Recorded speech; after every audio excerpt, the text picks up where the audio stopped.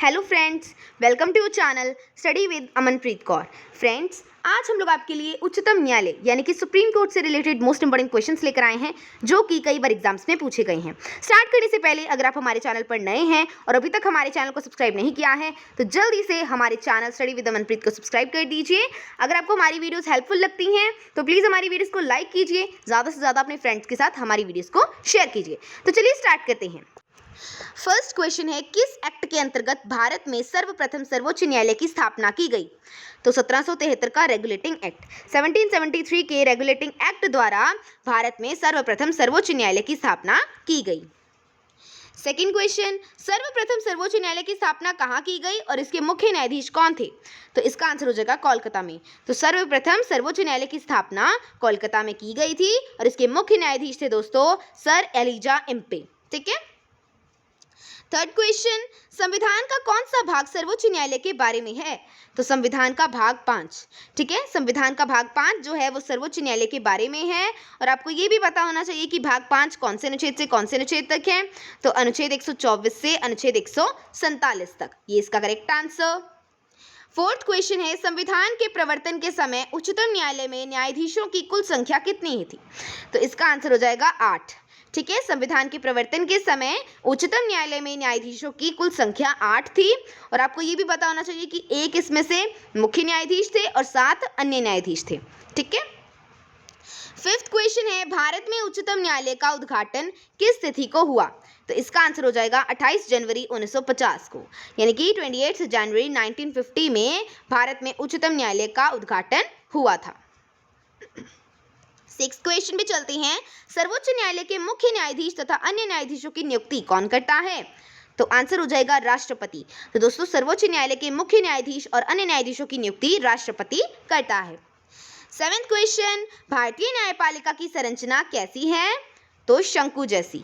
ठीक है, यानी कि पिरामिड जैसी है भारतीय न्यायपालिका की संरचना। और ये कौन सी व्यवस्था है दोस्तों? एकीकृत न्याय व्यवस्था है, ये इसका करेक्ट आंसर। एट्थ क्वेश्चन है, उच्चतम न्यायालय में न्यायाधीशों की संख्या में वृद्धि की शक्ति किसके पास है? मोस्ट इंपोर्टेंट क्वेश्चन है, तो इसका आंसर हो जाएगा संसद के पास।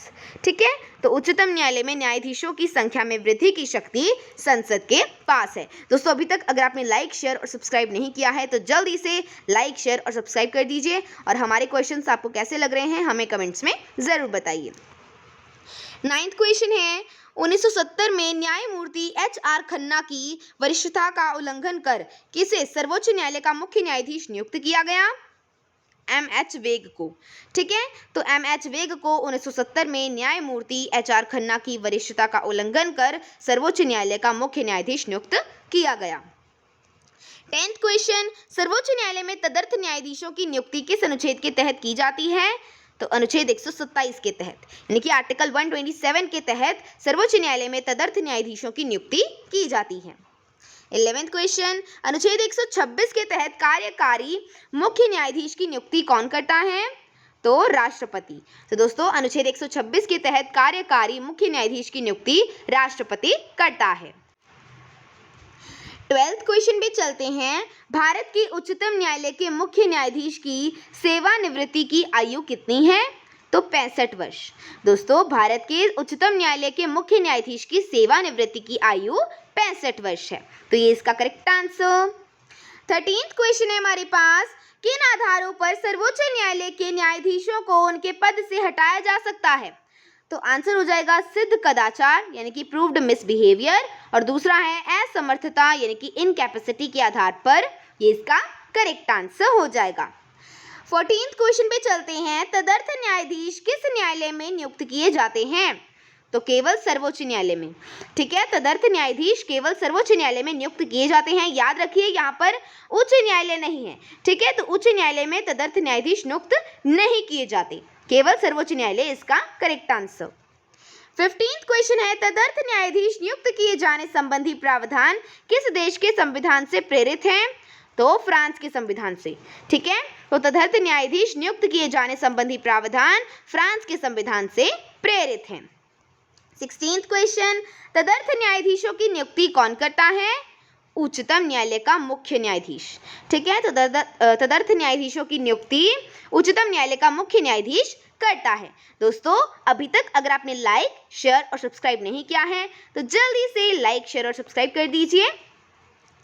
17th क्वेश्चन है, भारत का प्रथम मुख्य न्यायाधीश कौन था? तो आंसर हो जाएगा न्यायमूर्ति हीरालाल जे कानिया। ठीक है, तो भारत का प्रथम मुख्य न्यायाधीश न्यायमूर्ति हीरालाल जे कानिया थे। ये इसका करेक्ट आंसर। 18th क्वेश्चन है, अब तक के एकमात्र ऐसे मुख्य न्यायाधीश जिन्होंने कार्यवाहक राष्ट्रपति के रूप में कार्य किया है। तो आंसर हो जाएगा भारत के 11वें मुख्य न्यायाधीश कौन थे? एम हिदायतुल्ला। ठीक है, और आपको ये भी पता होना चाहिए कि 20 जुलाई 1969 से 24 अगस्त 1969 तक एम हिदायतुल्ला भारत के मुख्य न्यायाधीश रहे थे। 19th क्वेश्चन दोस्तों काफी इंपॉर्टेंट क्वेश्चन है, भारत के मुख्य न्यायाधीश के रूप में सबसे कम समय तक कार्य करने वाले न्यायाधीश कौन थे? तो इसका आंसर हो जाएगा के.एन. सिंह। ठीक है, यानी कि कमल नारायण सिंह। इन्होंने मात्र 18 दिन ही भारत के मुख्य न्यायाधीश के रूप में कार्य किया था। तो 25 नवंबर 1991 से 12 दिसंबर 1991 तक ये रहे थे भारत के मुख्य न्यायाधीश। 20th क्वेश्चन, स्वतंत्र भारत में जन्म लेने वाले भारत के प्रथम मुख्य न्यायाधीश कौन थे? तो आंसर हो जाएगा 38th जो मुख्य न्यायाधीश थे कौन थे? एस.एच. कपाडिया। ठीक है, तो स्वतंत्र भारत में जन्म लेने वाले भारत के प्रथम मुख्य न्यायाधीश थे, जो हमारे 38th मुख्य न्यायाधीश थे, जो थे एस.एच. कपाडिया। 21st क्वेश्चन पे चलते हैं, कौन सी मुख्य न्यायाधीश लोकहितवाद यानी कि पब्लिक इंटरेस्ट लिटिगेशन PIL के प्रणेता कहे जाते हैं? काफी अच्छा क्वेश्चन है, तो इसका आंसर हो जाएगा मुख्य न्यायाधीश P.N. भगवती। ठीक है, तो मुख्य न्यायाधीश P.N. भगवती लोकहितवाद यानी कि पब्लिक इंटरेस्ट लिटिगेशन PIL के प्रणेता कहे जाते हैं। नेक्स्ट क्वेश्चन, किस अनुच्छेद के अंतर्गत न्यायाधीशों को वेतन दिए जाते हैं? तो अनुच्छेद 125 के अंतर्गत। ठीक है, आर्टिकल 125 के अंतर्गत न्यायाधीशों को वेतन दिए जाते हैं। दोस्तों, प्लीज़ अगर आपने अभी तक लाइक, शेयर और सब्सक्राइब नहीं किया है तो जल्दी से लाइक, शेयर और सब्सक्राइब कर दीजिए, क्योंकि आपके इसी साथ की वजह से हमें मोटिवेशन मिलता है, जिसकी वजह से हम और अच्छे क्वेश्चंस की वीडियो आपके लिए ला पाते हैं। नेक्स्ट क्वेश्चन, उच्चतम न्यायालय के न्यायाधीश के वेतन, भत्ते एवं पेंशन किस निधि से दिए जाते हैं? तो इसका आंसर हो जाएगा भारत की संचित निधि यानी कि कॉन्सोलिडेटेड फंड ऑफ इंडिया। ये इसका करेक्ट आंसर। 24th क्वेश्चन है हमारे पास, किस अनुच्छेद के अंतर्गत उच्च न्यायालयों द्वारा उच्चतम न्यायालय में अपील करने के लिए एक प्रमाण पत्र दिया जाता है? तो अनुच्छेद 134 क्या के। ठीक है, तो अनुच्छेद 134 क्या के अंतर्गत उच्चतम न्यायालयों द्वारा उच्चतम न्यायालयों में अपील करने के लिए एक प्रमाण पत्र दिया जाता है। दोस्तों, अगर आपने अभी तक लाइक, शेयर और सब्सक्राइब नहीं किया है तो जल्दी से लाइक कर दीजिए, हमारी वीडियोस को शेयर कर दीजिए और हमारे चैनल स्टडी विद अमनप्रीत को भी सब्सक्राइब कर दीजिए। 25th क्वेश्चन है, संविधान के किस अनुच्छेद के तहत सिविल मामलों में उच्चतम न्यायालय की अपीलीय अधिकारिता दी गई है? तो अनुच्छेद 133 में। ठीक है, अनुच्छेद 133 के तहत सिविल मामलों में उच्चतम न्यायालय की अपीलीय अधिकारिता दी गई है। 26th क्वेश्चन है, किस अनुच्छेद के तहत उच्चतम न्यायालय को परामर्शी क्षेत्राधिकार यानी कि एडवाइजरी ज्यूरिडिक्शन दिया गया है? तो इसका आंसर हो जाएगा अनुच्छेद 143 के तहत।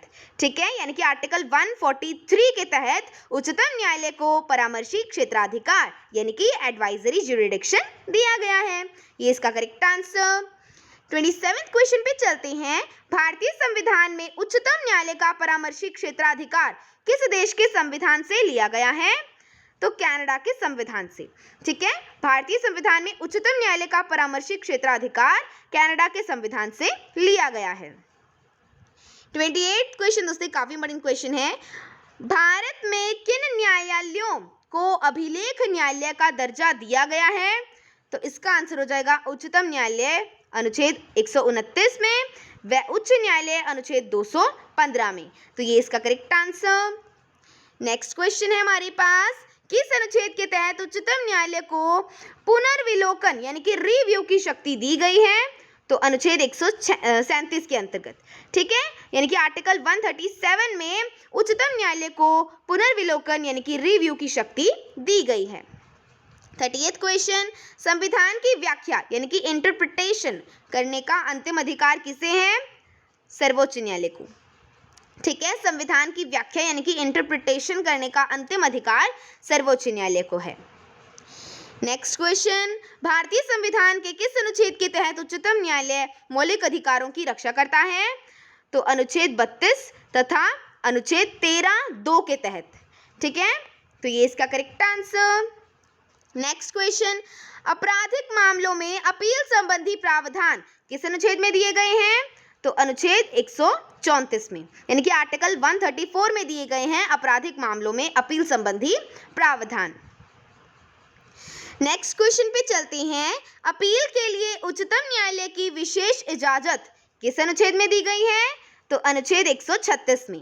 ठीक है, तो अपील के लिए उच्चतम न्यायालय की विशेष इजाजत अनुच्छेद 136 में दी गई है।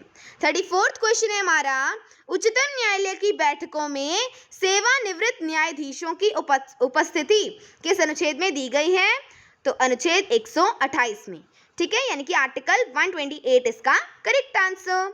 लास्ट क्वेश्चन है हमारे पास, उच्चतम न्यायालय का स्थान राष्ट्रपति के अनुमोदन से मुख्य न्यायाधीश द्वारा समय समय पर नियत किया जा सकता है। कौन से अनुच्छेद के तहत? तो अनुच्छेद 130 के तहत। ठीक है, यानी कि आर्टिकल 130 के तहत उच्चतम न्यायालय का स्थान राष्ट्रपति के अनुमोदन से मुख्य न्यायाधीश द्वारा समय समय पर नियत किया जा सकता है। तो दोस्तों, ये थे हमारे आज के उच्चतम न्यायालय यानी कि सुप्रीम कोर्ट ऑफ इंडिया से रिलेटेड मोस्ट इंपोर्टेंट क्वेश्चंस जो कि कई बार एग्जाम्स में पूछे गए हैं। आई होप आपको क्वेश्चंस अच्छे तरीके से समझ में आए होंगे। एंड अगर आपको हमारी वीडियोस अच्छी लगती हैं तो प्लीज़ हमारी वीडियोस को लाइक कीजिए, ज़्यादा से ज़्यादा अपने फ्रेंड्स और रिलेटिव्स के साथ हमारी वीडियोस को शेयर कीजिए और हमारे चैनल स्टडी विद अमनप्रीत को सब्सक्राइब कीजिए ताकि आपको और अच्छे क्वेश्चंस की जो वीडियोज़ की नोटिफिकेशन है वो टाइम टू टाइम मिलती रहे। So thanks for watching.